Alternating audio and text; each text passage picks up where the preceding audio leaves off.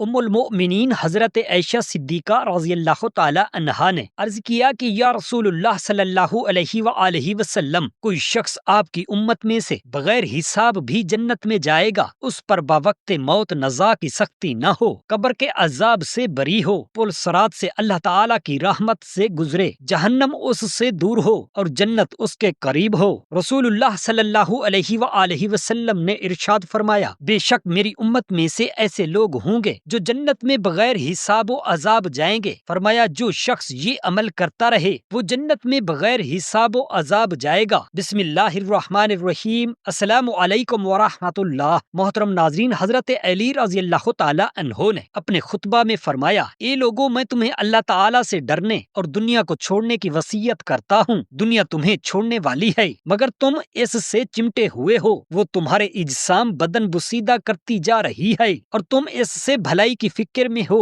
تمہاری مثال ایک مسافر کی ہے، دنیا میں تم سفر آخرت کے لیے زاد راہ ہو تو شہ تیار کرنے آئے ہو، دنیا میں تم سفر آخرت کے لیے زاد راہ توشہ تیار کرنے آئے ہو۔ جس طرح مسافر کو سفر کے درمیان آرام نہیں ہوتا اور وہ شب و روز منازل طے کرنے کے لیے قدم بڑھاتا چلا جاتا ہے، اسی طرح ہمیں بھی دنیا میں قرار نہیں لینا چاہیے اور شب و روز اعمال صالحہ کے قدموں سے سفر آخرت طے کرنا چاہیے۔ بہت سے انسان ایسے ہیں جن کی اجل موت قریب آ گئی اور کچھ ایسے ہیں جن کی زندگیوں میں سے ابھی ایک ہی دن باقی ہے، اسے تلاش کرنے والا اس کی تمنا میں اسے چھوڑ جاتا ہے، لہٰذا اس کے دکھ تکلیف پر واویلا مت کرو کیونکہ یہ سب چیزیں ان قریب ختم ہونے والی ہیں۔ اس کے مال و دولت پر خوشی نہ مناؤ کیونکہ یہ ان قریب زائل ہو جائے گی۔ طالب دنیا پر حیرانگی ہے، وہ دنیا کو تلاش کر رہا ہے اور موت اس کی تلاش میں ہے، وہ موت سے غافل ہے مگر موت اس سے غافل نہیں ہے۔ حضرت سیدنا عمر رضی اللہ تعالی عنہ نے ایک مرتبہ فرمایا، اگر آسمان سے کوئی منادی یہ اعلان کرے کہ اے لوگو، ایک آدمی کے علاوہ باقی تم سب کے سب جنت میں جاؤ گے تو مجھے اپنے اعمال کی وجہ سے ڈر ہے کہ وہ ایک آدمی میں ہی ہوں گا، اور اگر کوئی منادی یہ اعلان کرے کہ اے لوگو، ایک آدمی کے علاوہ باقی تم سب کے سب دوزخ میں جاؤ گے تو مجھے اللہ رب العزت کے فضل سے امید ہے کہ وہ ایک آدمی میں ہی ہوں گا۔ امیر المؤمنین سیدنا فاروق اعظم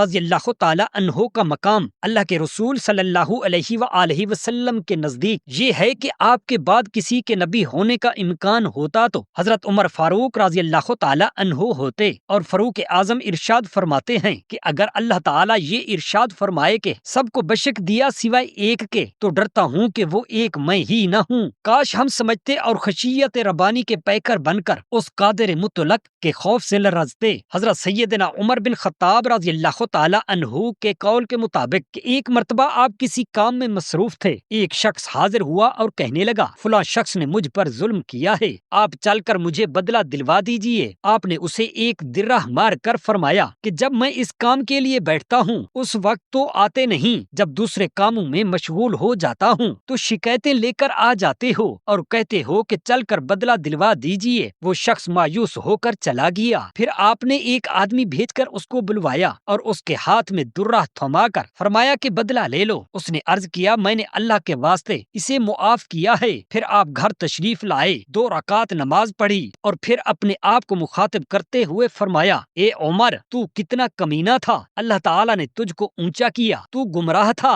اللہ نے تجھ کو ہدایت دی، تو ذلیل تھا، اللہ نے تجھے عزت دی، پھر لوگوں کا بادشاہ بنایا۔ اب ایک شخص آ کر کہتا ہے کہ مجھے ظلم کا بدلہ دلوا دو، تو اس کو مارتا ہے، کل قیامت کے روز کیا جواب دے گا؟ اور پھر اسی طرح دیر تک اپنے آپ کو ملامت کرتے رہے۔ حضرت وہب بن منبع رضی اللہ تعالی عنہ کہتے ہیں کہ ظاہری بینائی سے محروم ہونے کے بعد ایک مرتبہ میں آپ کو لیے جا رہا تھا، آپ مسجد حرام تک تشریف لے گئے، وہاں ایک مجمع سے کچھ جھگڑے کی آواز آ رہی تھی، اس پر آپ نے فرمایا مجھے اس مجمع میں لے چلو، میں انہیں اسی طرف لے گیا، وہاں پہنچ کر آپ نے سلام کیا، ان لوگوں نے بیٹھنے کی درخواست کی تو آپ نے انکار فرمایا اور ارشاد فرمایا، تمہیں معلوم نہیں کہ اللہ کے خاص بندے وہ لوگ ہیں جن کو خوف الہی نے خاموش کر رکھا ہے، حالانکہ نہ وہ عاجز ہیں اور نہ وہ گنگے ہیں بلکہ فصیح لوگ ہیں، بولنے والے اور سمجھدار ہیں، مگر اللہ تعالیٰ کی بڑائی کے ذکر نے ان کے عقلوں کو اڑا رکھا ہے، ان کے دل اس کی وجہ سے ٹوٹے رہتے ہیں اور زبانیں چپ رہتی ہیں، اور جب ان کو اس حالت پر چنا پرپختگی حاصل ہو جاتی ہے تو اس کی وجہ سے وہ نیک کاموں میں جلدی پابندی کرتے ہیں، تم لوگ ان سے کہاں ہٹ گئے؟ حضرت وہب بن منبع رضی اللہ تعالی عنہ فرماتے ہیں کہ اس کے بعد میں نے دو آدمیوں کو بھی ایک جگہ جمع نہیں دیکھا۔ حضرت بلال دناہ رحمت اللہ علیہ فرماتے ہیں کہ بصرہ کی راہ میں مجھے چند لڑکے ملے جو اخروٹ اور بادام سے کھیل رہے تھے۔ ان سے علیحدہ ایک لڑکے کو دیکھا جو ان لڑکوں کو دیکھ دیکھ کر رو رہا تھا۔ میں نے اپنے دل میں کہا شاید یہ لڑکا ان کے پاس اخروٹ و بادام دیکھ کر رو رہا ہے، اس کے پاس کھیلنے کی کوئی چیز نہیں ہے۔ میں نے کہا میاں لڑکے کیوں رو رہے ہو؟ میں تمہیں اخروٹ اور بادام لے دوں گا، تم ان سے کھیلنا۔ اس لڑکے نے میری طرف سر اٹھا کر دیکھا اور کہا ایک کم عقل، ہم کھیل کود کے لیے پیدا نہیں ہوئے۔ میں نے کہا اے صاحبزادے پھر کس لیے پیدا ہوئے ہیں؟ کہا علم حاصل کرنے اور خدا کی عبادت کے لیے۔ میں نے کہا یہ کہاں سے تمہیں معلوم ہوا؟ خدا تمہاری عمر میں برکت دے۔ کہا اللہ تعالیٰ فرماتا ہے کیا تم خیال کرتے ہو کہ تم کو بیکار پیدا کیا ہے اور تم لوٹ کر ہمارے پاس نہیں آؤ گے؟ میں نے کہا صاحبزادے تم تو مجھے عقل مند معلوم ہوتے ہو، کچھ مختصر سی نصیحت کر دو۔ کہا دنیا چل چلو پر کمر بستہ آمادہ سفر ہے، نہ دنیا کسی کے واسطے رہنے والی ہے اور نہ کوئی شخص دنیا میں باقی رہے گا۔ دنیا کی زندگی اور موت انسان کے واسطے ایسی ہے جیسے دو گھوڑے تیز رفتار یک کے بعد دیگرے آنے والے ہوں۔ یہ دنیا کے فریفتہ، دنیا چھوڑ اور سامان سفر اس میں درست کر۔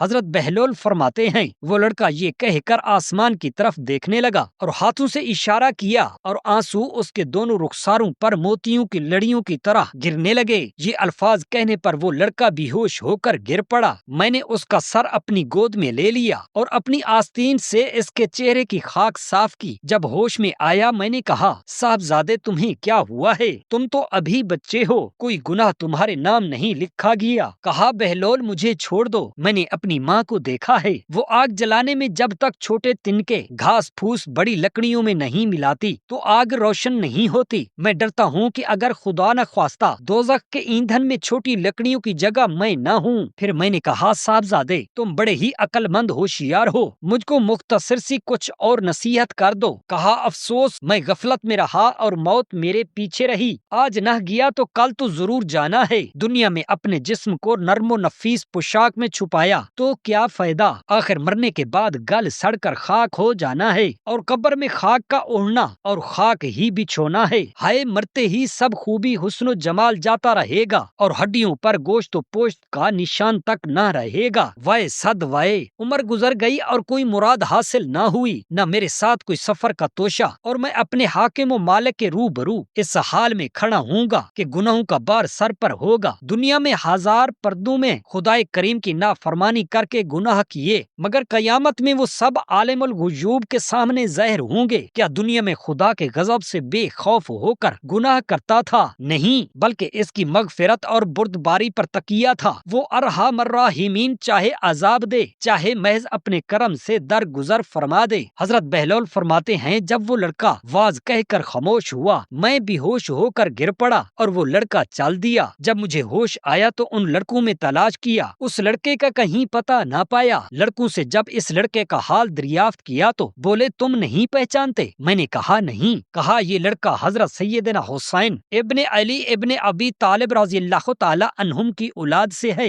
میں نے کہا مجھے احساس تھا کہ یہ کسی ایسے ہی عظیم الشان درخت کا پھل ہوگا۔ حضرت عائشہ صدیقہ رضی اللہ تعالی عنہا بیان فرماتی ہیں حضرت ابو بکر صدیق رضی اللہ تعالی عنہ کے پاس ایک غلام تھا جو انہیں اپنی کمائی سے کچھ حصہ دیتا تھا اور آپ اسے استعمال فرماتے تھے۔ ایک دن وہ کوئی چیز لے کر آیا اور آپ کو پیش کی، آپ نے لے کر اسے تناول فرمایا۔ پھر غلام نے آپ سے کہا کیا آپ کو معلوم ہے یہ کیا تھا؟ آپ نے فرمایا بتاؤ کیا تھا؟ غلام نے کہا میں نے زمانہ جاہلیت میں ایک شخص کو آئندہ ہونے والی کچھ باتیں بتائیں، جبکہ میں کہانت کا فن کوئی خاص نہیں جانتا۔ میں نے تو اسے دھوکہ دیا تھا، پھر وہ مجھے ملا اور اس نے یہ چیز مجھے دی تھی جس میں سے آپ نے کھایا۔ حضرت عائشہ صدیقہ رضی اللہ تعالی عنہا فرماتی ہیں یہ سن کر حضرت ابو بکر رضی اللہ تعالی عنہ نے اپنے منہ میں انگلی ڈالی اور جو کچھ آپ کے پیٹ میں تھا سب نکال دیا۔ بحوالہ بخاری شریف۔ حضرت ابو ہریرہ رضی اللہ تعالی عنہ سے مروی ہے کہ مجھ سے حضور اقدس صلی اللہ علیہ وسلم نے فرمایا تجھے دنیا کی حقیقت دکھا دوں؟ میں نے عرض کیا ہاں یا رسول اللہ۔ آپ میرا ہاتھ پکڑ کر مجھے مدینہ منورہ کی ایک وادی میں لے گئے جہاں کوڑا پڑا تھا اور اس میں گندگی، چیتھڑے اور انسان کے سر کی بسیدہ ہڈیاں تھیں۔ آپ نے فرمایا اے ابو ہریرہ، یہ سر بھی تمہارے سروں کی طرح حریص تھے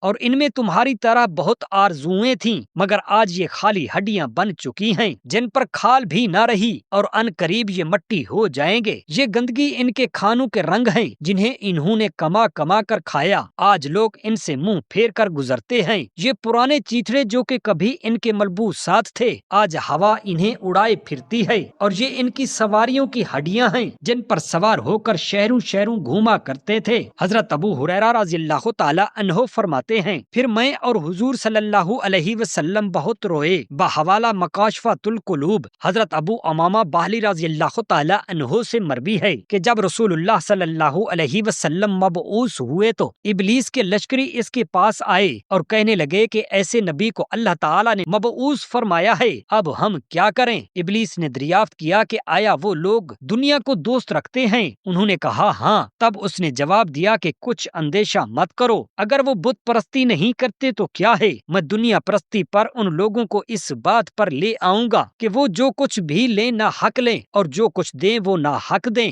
اور جو کچھ چھوڑیں وہ نہ حق رکھ چھوڑیں۔ تمام خرابیاں اور برائیاں تین باتوں سے پیدا ہوتی ہیں۔ ابلیس تو ہم سے غافل نہیں، لیکن ہم اس کے مکر و فریب سے غافل ہیں۔ وہ ہماری آخرت برباد کرنے میں کوئی کسر نہیں چھوڑتا اور شب و روز ہمیں گمراہ اور بے راہ کرنے کی کوشش میں لگا رہتا ہے۔ کاش ہم اس کے مکر و فریب کو سمجھتے اور اپنے دامن کو ان ساری برائیوں سے بچاتے جو ہماری آخرت کو برباد کرنے والی ہیں۔ حضرت ابو درداء رضی اللہ تعالی عنہ نے فرمایا، اے لوگو، جو کچھ میں جانتا ہوں اگر تم جانتے تو آبادی چھوڑ کر ویران ٹیلوں کی طرف نکل جاتے اور اپنے کو ریاضت میں مشغول کرتے، گریہوزاری کرتے اور ضروری سامان کے علاوہ تمام مال و متاع چھوڑ دیتے، لیکن دنیا تمہارے اعمال کی مالک بن گئی ہے اور دنیا کی امیدوں نے تمہارے دل سے آخرت کی یاد مٹا کر رکھ دیا ہے اور تم اس کے لیے جہلوں کی طرح سرگرداں ہو۔ تم میں سے بعض لوگ جانوروں سے بھی بدتر ہیں جو اپنی خواہشات میں اندھے بن کر انجام کی فکر نہیں کرتے۔ ہم سب دینی بھائی ہوتے ہوئے ایک دوسرے سے محبت نہیں کرتے اور نہ ہی ایک دوسرے کو نصیحت کرتے ہیں۔ تمہارے خبث باطن نے تمہارے راستے جدا جدا کر دیے ہیں۔ اگر تم صراط مستقیم پر چلتے تو ضرور باہم محبت کرتے۔ تم دنیاوی امور میں تو باہم مشورے کرتے ہو مگر آخرت کے امور میں مشورہ نہیں کرتے، اور تم اس ذات سے محبت نہیں رکھتے جو تمہیں محبوب رکھتا ہے اور آج تمہیں آخرت کی بھلائی کی طرف لے جانا چاہتا ہے۔ یہ سب اس لیے ہے کہ تمہارے دلوں میں ایمان کمزور پڑ چکا ہے۔ اگر تم آخرت کی بھلائی اور برائی پر یقین رکھتے جیسے دنیاوی او بیج پر یقین رکھتے ہو تو تم دنیا پر آخرت کو ترجیح دیتے، کیونکہ آخرت تمہارے اعمال کی مالک ہے۔ اگر تم یہ کہو کہ ہم پر دنیا کی محبت غالب ہے تو یہ تمہارا وہم ہے، کیونکہ تم مقررہ میعاد پر آنے والی آخرت پر اس دنیا کو ترجیح دے رہے ہو اور اپنے جسم کو ان کاموں سے دکھ درد جھیلنے پر مجبور کر رہے ہو جنہیں تم کبھی بھی نہیں پا سکتے۔ تم بڑے ناجائز ہو، تم ایمان کی حقیقت کو پہچانتے ہی نہیں۔ اگر تمہیں حضرت محمد صلی اللہ علیہ وآلہ وسلم کی لائی ہوئی کتاب قرآن مجید میں راہ ہدایت اور قید کا ذکر ہے، ہمیں اس پر چلنا چاہیے، ورنہ ہمارے پاس آؤ، ہم تمہاری ایسے نور کی طرف رہنمائی کریں گے جس سے تمہارے دل مطمئن ہو جائیں۔ باخدا تم کم عقلی کا بہانہ بنا کر جان نہیں چھڑا سکتے، کیونکہ دنیاوی امور میں تم صاحب اعلی رائے ہو، انہیں بخوبی سر انجام دے رہے ہو۔ تمہیں کیا ہو گیا ہے؟ تم معمولی سی دنیا پر خوش ہو جاتے ہو اور معمولی سی دنیاوی نقصان پر انتہائی سنجیدہ ہو جاتے ہو۔ تمہارے چہرے اور زبانیں دکھ کی مظہر ہیں اور تم اسے مصیبت کہتے ہو، اور تم دنیا میں گناہوں سے آلودہ زندگی بسر کرتے ہو اور دین کے اکثر احکامات کو نظر انداز کر دیتے ہو، اور اس سے نہ تمہارے چہروں پر شکن آتی ہے اور نہ ہی تمہاری حالت میں کوئی تغیر پیدا ہوتا ہے۔ ایسا معلوم ہوتا ہے جیسے اللہ تعالیٰ تم سے بری ہو۔ تم باہم محبت رکھتے ہو مگر اللہ تعالیٰ کے حضور حاضری کو اپنی بد اعمالیوں کی وجہ سے بہت برا سمجھتے ہو۔ تم خیانت کرنے لگے اور امیدوں کے پیچھے دوڑنے لگے اور تم نے موت کا انتظار ختم کر دیا۔ میں اللہ تعالیٰ سے دعا مانگتا ہوں وہ مجھے تم سے علیحدگی بخشے اور مجھے اپنے محبوب مصطفیٰ صلی اللہ علیہ وآلہ وسلم کی خدمت میں پہنچا دے۔ اگر وہ دنیا میں بظاہر تشریف فرما ہوتے تو میں کبھی تم میں رہنا پسند نہیں کرتا، مگر تم میں نیک بننے کی تڑپ ہے تو میں تم کو بہت کچھ بتا چکا ہوں۔ اللہ تعالیٰ سے نعمتوں کا سوال کرو، تم اسے بہت بہت آسانی سے پا لوگے۔ میں اپنے اور تمہارے لیے اللہ تعالیٰ سے دعا مانگتا ہوں۔ ام المؤمنین حضرت عائشہ صدیقہ رضی اللہ تعالی عنہا فرماتی ہیں کہ لوگوں نے آقائے دو جہاں صلی اللہ علیہ وآلہ وسلم سے دریافت کیا کہ آپ کی امت کا کوئی بغیر حساب کے جنت میں جائے گا؟ پیارے آقا صلی اللہ علیہ وسلم نے ارشاد فرمایا، ہاں، وہ شخص بغیر حساب کے جنت میں ضرور جائے گا جو اپنے گناہوں کو یاد کر کے روئے۔ اللہ تعالیٰ کے نزدیک دو قطروں سے زیادہ کوئی قطرہ عزیز نہیں۔ ایک آنسو کا وہ قطرہ جو خوف الہی سے نکلا ہو، دوسرا خون کا وہ قطرہ جو خدا کی راہ میں بہایا جائے۔ حضرت عائشہ صدیقہ رضی اللہ تعالی عنہا نے عرض کیا کہ یا رسول اللہ، کوئی شخص آپ کی امت میں سے بغیر حساب بھی جنت میں جائے گا؟ رسول اللہ صلی اللہ علیہ وآلہ وسلم نے ارشاد فرمایا کہ جو شخص اپنے گناہوں کو یاد کر کے روئے گا وہ جنت میں بغیر حساب جائے گا۔ باحوالہ حدیث بخاری۔ اللہ تبارک و تعالی سے دعا ہے ہم تمام مسلمان بہن بھائیوں کو بغیر حساب و عذاب جنت عطا فرمائے، آمین یا رب العالمین۔ جزاک اللہ خیرا کثیرا۔